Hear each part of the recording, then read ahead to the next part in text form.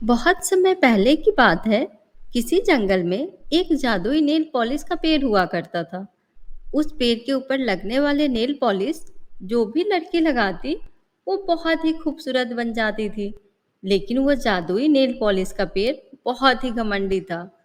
उसके चारों तरफ एक बहुत बड़ी दीवार बनी हुई थी। वो पेड़ सिर्फ राजकुमारियों और रानियों को ही अपनी जादुई नेल पॉलिश देता था।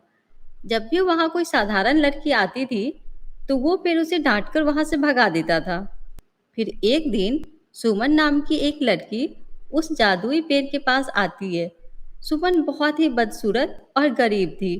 उसे देखकर जादुई पेड़ को बहुत गुस्सा आता है। कौन है तू लड़की? तेरी हिम्मत कैसे हुई यहाँ पर आने की? मैं तेरी बदसूरत शकल एक पल भी बर्दाश्त नहीं कर सकता। अब चल भाग यहाँ से। मैं तुम्हारे यहाँ बड़ी आशा लेकर आई हूँ जादुई पेड़। जैसा कि तुम मुझे देख रहे हो, मैं बहुत ही बदसूरत हूँ और इसी वजह से मेरी शादी नहीं हो पा रही है। जो भी लड़का मुझे देखने आता है वो पहली नज़र में ही मुझे मना करके चला जाता है। मेरे माता पिता मेरी शादी को लेकर बहुत दुखी है और उनका दुख मुझसे देखा नहीं जाता। तुम मुझे अपनी एक जादुई नेल पॉलिश दे दो जिसे लगाकर मैं खूबसूरत बन जाऊं ताकि मेरी शादी हो सके। नहीं नहीं, मैं तुम्हें अपना नेल पॉलिश नहीं देने वाला हूँ। मैं अपना नेल पॉलिश सिर्फ रानियों और राजकुमारियों को देता हूँ।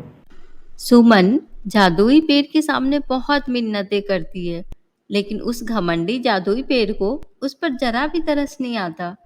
तभी वहां एक खूबसूरत लड़की घोड़े पर सवार होकर आती है।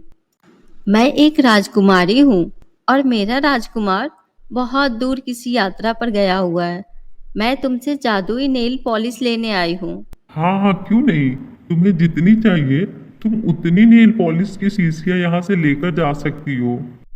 इतना कहकर वो पेड़ अपने चारों तरफ बनी दीवार को गायब कर देता है। उसके बाद वो लड़की पेड़ से बहुत सारी नेल पॉलिश तोड़कर वहां से ले जाने लगती है। अगर मैं इस राजकुमारी को अपनी परेशानी बताऊं, तो शायद इसे मुझ पर तरस आ जाए और ये मुझे एक नेल पॉलिश की शीशी दे दे। ये सोचकर सुमन अपनी साइकिल से उस राजकुमारी का पीछा करने लगती है। काफी दूर चलने के बाद वो राजकुमारी अपने घोड़े के साथ जंगल में बनी एक गुफा के अंदर चली जाती है। तभी सुमन भी अपनी साइकिल लेकर गुफा के अंदर प्रवेश करती है। लेकिन तभी वो खूबसूरत राजकुमारी एक बूढ़ी जादूगरनी में बदल जाती है और अपने साथ लाई हुई नेल पॉलिश की शीशियों से सारी नेल पॉलिश निकालकर अपने नाखूनों पर लगाने लगती है। देखते ही देखते बूढ़ी जादूगरनी के सफेद बाल पूरी तरह काले हो जाते हैं। अरे वाह! ये तो कमाल हो गया। वो जादुई पेड़ तो सच में बहुत शक्तिशाली है। मैं कल सुबह उसे काट कर अपनी गुफा में ले आऊंगी। उसके बाद उसे जलाकर उसकी राख इकट्ठा कर लूंगी। फिर मैं रोज राख को पानी में मिलाकर नहाया करूंगी। उसके बाद मैं इस दुनिया की सबसे खूबसूरत और शक्तिशाली जादूगरनी बन जाऊंगी। उस बूढ़ी जादूगरनी की बातें सुनकर सुमन हैरान हो जाती है। अरे नहीं, ये तो धोखेबाज बूढ़ी जादूगरनी निकली। मुझे इसी वक्त उस जादुई पेड़ को जाकर सब कुछ बताना होगा। उसके बाद सुमन फौरन उस जादुई पेड़ के पास जाकर उसे सारी बातें बता देती है। लेकिन वह जादुई पेड़ सुमन की किसी बात पर यकीन नहीं करता और उसे डांटकर वहां से भगा देता है। बेचारी सुमन दुखी होकर वहां से चली जाती है। फिर अगली सुबह बूढ़ी जादूगरनी अपने हाथ में एक बड़ी सी जादुई कुल्हाड़ी लेकर जादुई नेल पॉलिश के पेड़ को काटने पहुंच जाती है। उसे देख वो जादुई पेड़ घबरा जाता है। अरे नहीं नहीं, ये मैं क्या देख रहा हूँ? उस लड़की ने बिल्कुल सही कहा था। अब मैं क्या करूँ? ये बूढ़ी जादूगरनी मुझे काटकर अपने साथ लेकर जाएगी। तभी वो पेड़ अपने चारों तरफ मौजूद दीवार को और ऊंची कर लेता है। लेकिन बूढ़ी जादूगरनी अपनी जादुई कुल्हाड़ी के एक ही वार से उस दीवार को तोड़कर तहस नहस कर देती है।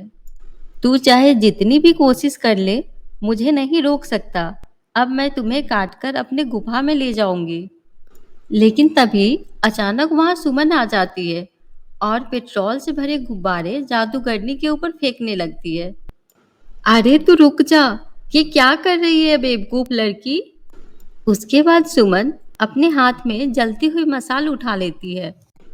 अगर तूने इस पेड़ को कोई नुकसान पहुंचाई तो मैं तुझे जलाकर राख कर दूंगी। मैं तुझे छोड़ूंगी नहीं। सुमन की बात सुनकर जादूगरनी जोर जोर से हंसने लगती है। तू मेरी ताकत के बारे में नहीं जानती है लड़की। लगता है तुझे अपनी शक्ति का नमूना दिखाना ही पड़ेगा। इतना कहकर जादूगरनी सुमन की तरफ बढ़ती है, लेकिन तभी अचानक उसका पैर फिसल जाता है और वो जमीन पर गिर जाती है। ये देख सुमन जल्दी से जादुई कुल्हाड़ी को उठा लेती है। उसके बाद सुमन उस जादुई कुल्हाड़ी से एक एक करके जादूगरनी के दोनों हाथ काट देती है। अरे मैं मर गई रे, मुझे बहुत दर्द हो रहा है। अभी तो सिर्फ तेरे हाथ काटे हैं। तू यहाँ से भाग जा, वरना मैं तेरी गर्दन काटकर तेरी जान ले लूंगी। सुमन की बात सुनकर जादूगरनी डर के मारे वहां से भाग जाती है। उसके बाद वह जादुई पेड़ सुमन से अपने किए की माफी मांगकर उसे बहुत सारे नेल पॉलिश की शीशियां दे देता है। ये देख सुमन बहुत खुश होती है और जादुई पेड़ को धन्यवाद बोलकर घर आ जाती है। धन्यवाद जादुई पेड़, आपने मुझे इतनी सारी नेल पॉलिश दी। अब मैं इसे लगाकर सुंदर बन जाऊंगी। उसके बाद सुमन घर जाकर नेल पॉलिश लगाती है। नेल पॉलिश लगाकर सुमन परी की तरह खूबसूरत बन जाती है। फिर सुमन की शादी एक अच्छे घर में हो जाती है और वो हंसी खुशी अपनी जिंदगी जीने लगती है। तो देखा दोस्तों, इस कहानी से हमें ये सीख मिलती है कि हमें कभी बेकार का घमंड नहीं करनी चाहिए और अपनी यथाशक्ति अनुसार जितना बन पड़े दूसरों की मदद करनी चाहिए। हेलो दोस्तों, तो कैसी लगी आप सभी को हमारी ये वीडियो? अगर अच्छी लगी हो तो लाइक कर देना और चैनल को सब्सक्राइब करना मत भूलना। Thank you.